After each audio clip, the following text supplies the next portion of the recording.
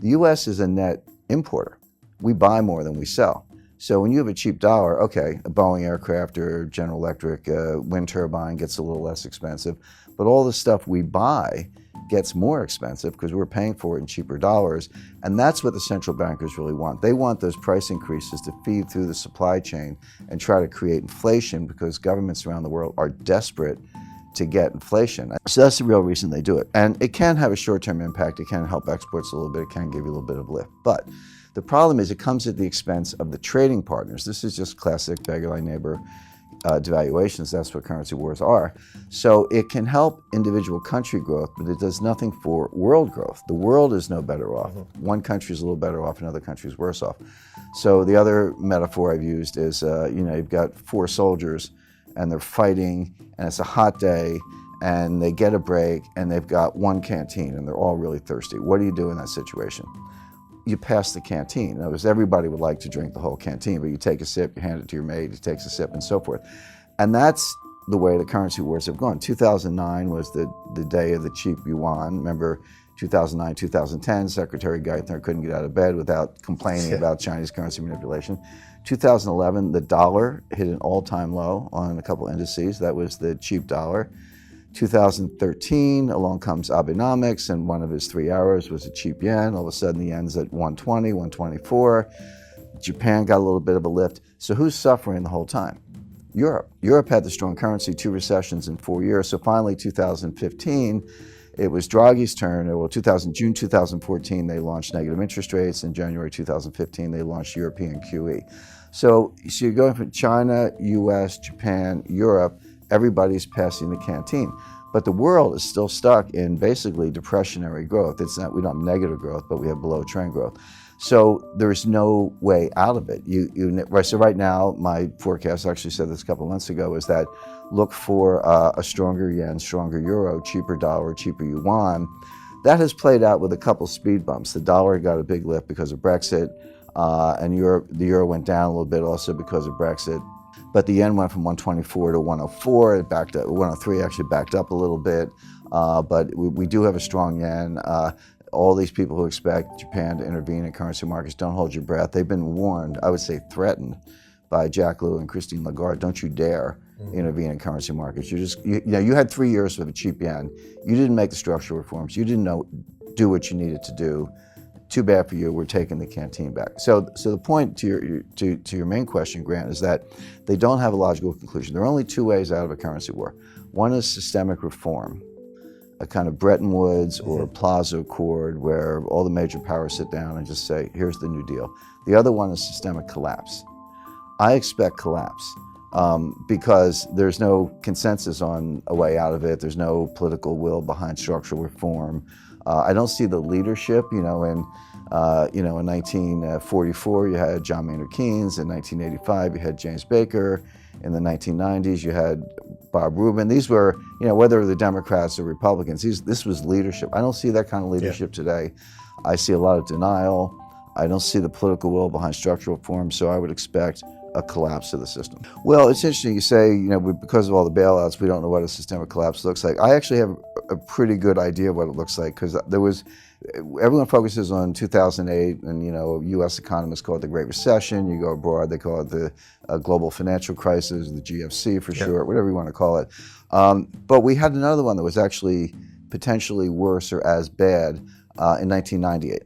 And that was the Asian financial crisis. Started in 97, worked its way around the world, ended up in Russia, and then landed in my lap at Long-Term Capital Management. I was the general counsel of that hedge fund in Greenwich that got bailed out by Wall Street, although I'd like to remind people they didn't bail us out, they bailed themselves out. Because, Wall Street bailed itself out. I always say, hey, we owed, on paper, we owed Wall Street $1 trillion in derivatives trades. If we had failed, meaning filed for bankruptcy, and we had a bankruptcy team ready to file those papers in the Cayman Islands because we were a Cayman fund.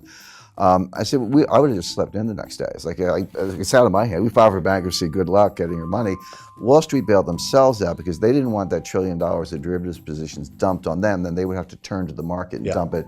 We were hours away from the closure of every major market in the world. It's not an exaggeration. Greenspan testified to that. Rubin said the same thing. It would have started in Tokyo, gone through London, ended up in New York. But every stock exchange, bond market in the world would have been shut down, at least temporarily, to deal with it. That's how bad it would have been. Lehman would have failed in '98. Forget about it. They were always the weakest link in the chain. It was easy to call in 2008 because they almost failed in '98.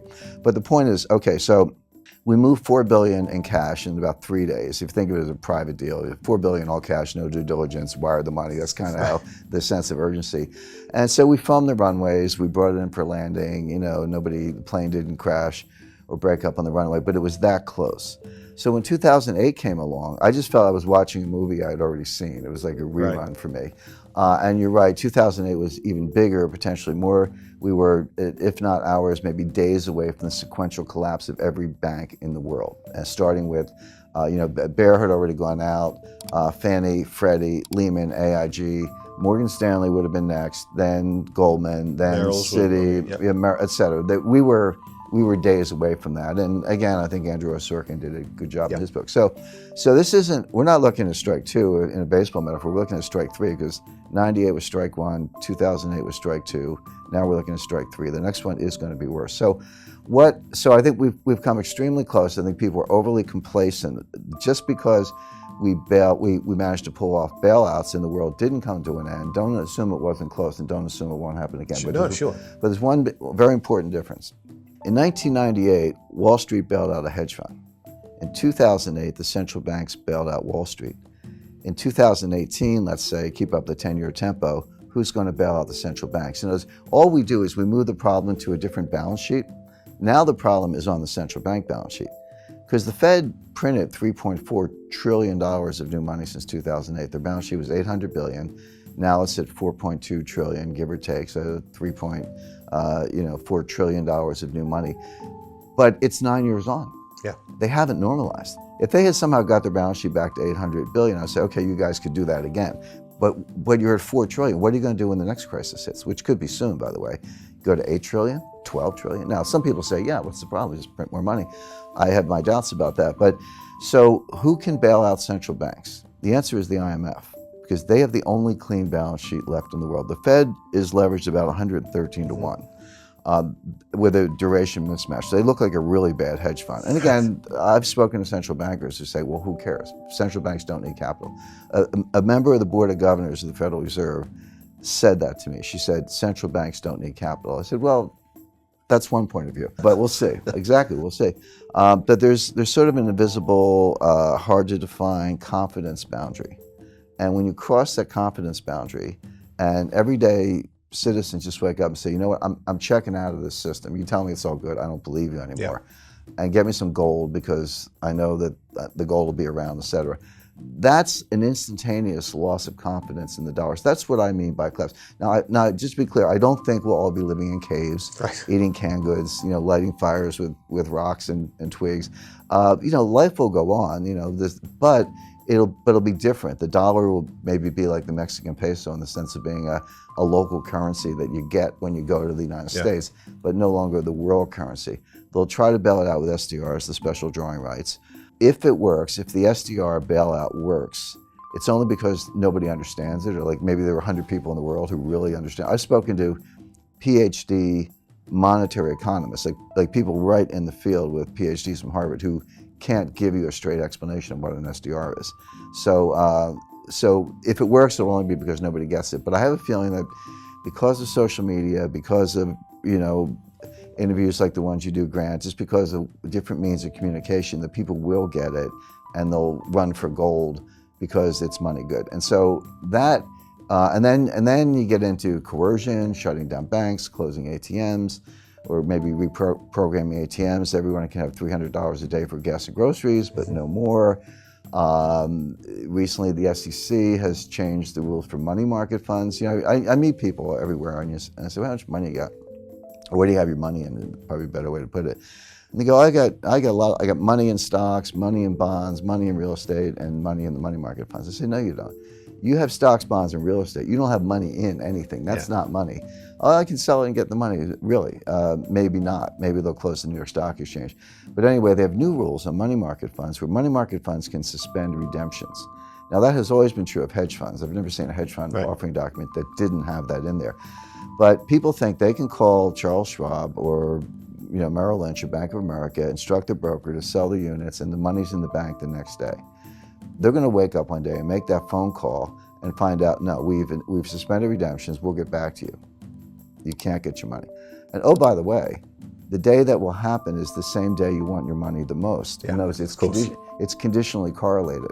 So you'll still have money for gas and groceries, and your kids will still go to school, and you'll still have food on the table, but you won't be able to get your money. The IMF will be flooding the zone with trillions of SDRs. The dollar will be greatly devalued relative to SDRs. It'll be like Mexican pesos, and then it'll be a very different world.